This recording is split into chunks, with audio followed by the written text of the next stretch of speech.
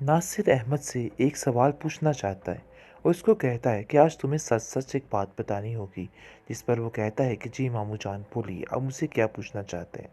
जिस पर उसको कहता है कि देखो, तुम मुझे सही से बताओ कि तुम इस बेचारी गुड्डी के पीछे हाथ धो के क्यों पड़ चुके हो। आखिर मामला क्या है। जिसको सुनकर वो कहता है कि ऐसी कोई बात नहीं है, मैं गुड्डी के पीछे नहीं बल्कि उसकी स्वीटी के पीछे हूँ, क्योंकि मुझे ऐसा लगता है कि उसकी स्वीटी में वाकई में कुछ है। इसलिए ये बात तो तय है कि ये गुड्डी ही सारा कुछ करवा रही है। जिस पर नासिर कहता है कि देखो, मुझे नहीं लगता है कि वो सब कुछ करवा रही है। बहुत मासूम बच्ची है। पता नहीं क्यों आप दोनों माँ बेटे इसके पीछे हाथ धो के पड़ चुके हो। आगे से वो कहता है कि मुझे तो ऐसा लगता है नासिर मामू कि आप उसकी साइड पे हैं। पता नहीं क्यों बात पे बात उसी की ही साइड लेते हैं और अपनी बहन के खिलाफ होकर रह गए हैं और अब मेरे पीछे पड़ चुके हैं। आखिर आप ऐसा क्यों कर रहे हैं। लेकिन नासिर को अंदाज़ा हो गया है कि उसका भांजा बहुत ही कोई चंडाल किस्म का बच्चा है और वो नॉर्मल बच्चा नहीं है। उससे दूर ही रहना है। इस पर शाजिया को कहता है कि शाजिया, तुमने अपने बेटे को हद से ज़्यादा ही बढ़ा के रखा है। इस पर शाजिया भी इसको जवाब दे देती है और कहती है कि तुम्हें क्या नज़र आ गया मेरे बेटे में। अरे आजकल मैं देख रही हूँ कि तुम्हें गुड्डी के अलावा और कोई नज़र ही नहीं आ रहा है। तुम्हें ऐसा लग रहा है कि हर कोई झूठा है। लेकिन देखो भाई, ऐसा कुछ भी नहीं है। इस दुनिया से बाहर निकल कर आओ।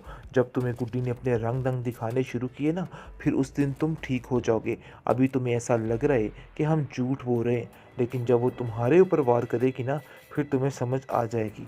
जिस पर नासिर खामोशी से वहाँ से चला जाता है और कहता है कि मेरी बात यहाँ पे कोई नहीं सुनेगा और इल्ज़ाम पर इल्ज़ाम तराशी किए जाएंगे। लेकिन शाजिया हैरान है कि कहीं ऐसा तो नहीं है कि ये गुड्डी की साइड ले रहा है और मेरे बच्चों के खिलाफ होकर सारा कुछ यानी कि झूठ उगल दे, सब कुछ झूठ बता दे। जिस पर वो गुड्डी को कहती है कि गुड्डी देखो, अपने जाल बिछाने बंद कर दो, बस कर दो ये तमाशा। तुमने क्या रोज़ रोज़ की चिक चिक लगाई है। अरे मेरे भाई को भी मेरे खिलाफ करके रख दिया है। तुम चाहती क्या हो। तुम्हारे चाचू हैं कि तुम्हारे बारे में कुछ नहीं सुनना चाहते और अब नासिर भी यही काम कर रहे। उसको भी ऐसा लग रहा है कि जैसे मैं ही झूठ बोल रही हूँ। देखो, तुम अपने मुंह से सबको बता क्यों नहीं देती कि तुम्हारी स्वीटी में अजीबो किस्म की ताकतें हैं। तुम क्यों इन सब चीज़ों को छुपा रही हो।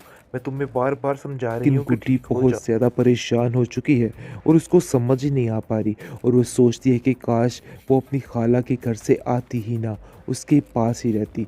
आखिर कैसे वो चच्ची जान की बातों में फिर आ गई और फिर दोबारा से इसी जहन्नम में आ गिरी। लेकिन अब कहती है कि पछताने का कोई फ़ायदा नहीं और स्वीटी को कहती है कि पता नहीं इन सब बातों का हल क्या है। मुझे तो कुछ समझ नहीं आ रही है। ऐसा लगता है कि चच्चा जान भी चच्ची के साथ मिले हुए हैं और इनका आपस में एक ही मकसद है। लेकिन जानबूझकर मुझसे ऐसे ये सारी हरकतें इसलिए की जा रही हैं ताकि मुझे महसूस ना हो। लेकिन कहीं ना कहीं वो ये बात जान चुकी है। आप देखेंगे कि जैसे ही ये पीर उनके घर आ जाता है, शाज़िया की तबीयत दिन ब दिन काफ़ी ख़राब रहने लग जाती है और वो काफ़ी ज़्यादा उचाट भी रहने लग जाती है, क्योंकि वो उसके ज़हन से निकालने की कोशिश कर रहे हैं कि आपके घर में कुछ नहीं है। और वो स्वीटी के बारे में कुछ भी उसे नहीं बताता है, क्योंकि वो जानता है कि अगर स्वीटी के बारे में कुछ ऐसा बता दिया तो मामला काफ़ी गड़बड़ हो जाएगा। इसलिए वो गुड्डी को कहता है, गुड्डी बेटा, क्या तुम मुझे बता सकती हो कि असल माजरा है क्या। ये स्वीटी कौन है और क्या कर रही है। आखिर कुछ ना कुछ तो गड़बड़ ज़रूर है। जिस पर स्वीटी इनका गुड्डी इनकार कर देती है और कहती है कि नहीं, मैं स्वीटी के बारे में कुछ नहीं बताऊंगी। मैं बस इतना जानती हूँ कि ये मेरी मामा का दिया हुआ आखिरी तोहफा है, इसके अलावा कुछ नहीं। ड्रामा सीरियल गुड्डी की नेक्स्ट आने वाली एपिसोड काफ़ी इंटरेस्टिंग है। नाजरीन, जैसा कि शाजिया ने बुरा चाहा है इस बेचारी मासूम बच्ची का और उसको उसके लिए यानी कि तरह तरह के बुरे रास्ते इख्तियार कर रही है, लेकिन वो नहीं जानती कि ये रास्ते उसके लिए ही आसान हो रहे हैं और उसकी हर मुश्किल, हर परेशानी बहुत जल्द दूर हो रही है। क्योंकि जैसे ही नासिर घर में आ चुका है, वो देख रहा है कि उसकी बहन शाजिया उसके साथ बहुत बदतर सलूक कर रही है। वो उसको कहती है कि आखिर तुम ऐसा कैसे कर सकती हो, एक मासूम बच्ची के साथ इतना इतना जुल्म, आखिर ऐसा कैसे हो सकता है। जिस पर शाजिया कहती है कि नहीं, मैंने उसके साथ कोई जुल्म ज़्यादती नहीं की है, बल्कि ये तो हर एक माँ अपने बच्चे को काम सिखाने के लिए करती है। और वैसे भी जिस काम के लिए तुम इधर ठहरे हुए हो ना, बस वही काम करो और कोई भी काम करने की ज़रूरत नहीं है। लेकिन उसका भाई भी उसको ऐसे चने चबाएगा कि ये सारी ज़िंदगी याद रखेगी। आप देखेंगे कि शाज़िया को दिन ब दिन इतना बेवकूफ़ बनाया जा रहा है कि वो समझ ही नहीं आ पा रही उसको कि आखिर क्या मसला है और क्या नहीं है। और उसको जैसा-जैसा बताया जा रहा है, वो वैसा ही समझी जा रही है। लेकिन गुड्डी को ऐसा महसूस हो रहा है कि जैसे उसका कोई अपना इस घर में मौजूद हो, जिसकी वजह से वो काफ़ी खुश होती है। आगे से शाज़िया कहती है कि देखो, तुम्हें ज़्यादा खुश होने की ज़रूरत नहीं है। ये मत समझना कि तुम्हें इसकी सपोर्ट मिल गई है तो तुम्हें सब कुछ मिल जाएगा। देखो भई, ऐसा वैसा कुछ नहीं होने वाला। मैं तुम्हें बार-बार एक ही बात समझाने की कोशिश कर रही हूँ।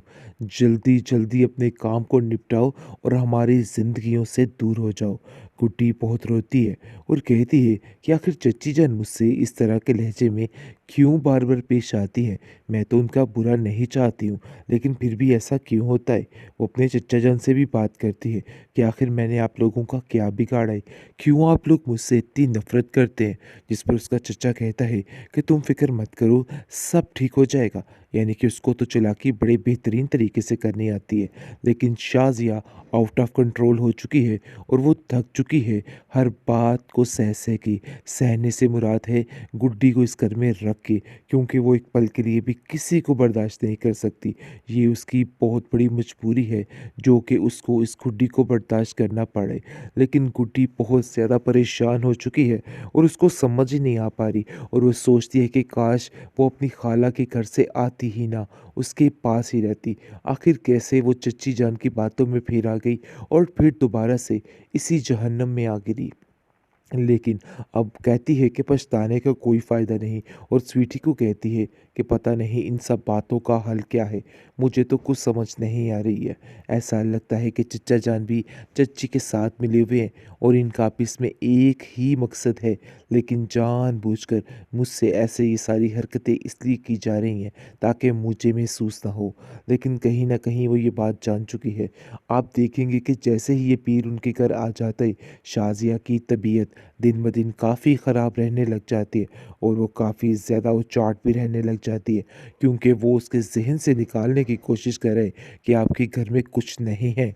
और वो स्वीटी के बारे में कुछ भी उसे नहीं बताता है, क्योंकि वो जानता है कि अगर स्वीटी के बारे में कुछ ऐसा बता दिया तो मामला काफ़ी गड़बड़ हो जाएगा। इसलिए वो गुड्डी को कहता है, गुड्डी बेटा, क्या तुम मुझे बता सकती हो कि असल माजरा है क्या? ये स्वीटी कौन है और क्या कर रही है? आखिर कुछ ना कुछ तो गड़बड़ ज़रूर है। जिस पर स्वीटी गुड्डी इनकार कर देती है और कहती है कि नहीं, मैं स्वीटी के बारे में कुछ नहीं बताऊंगी।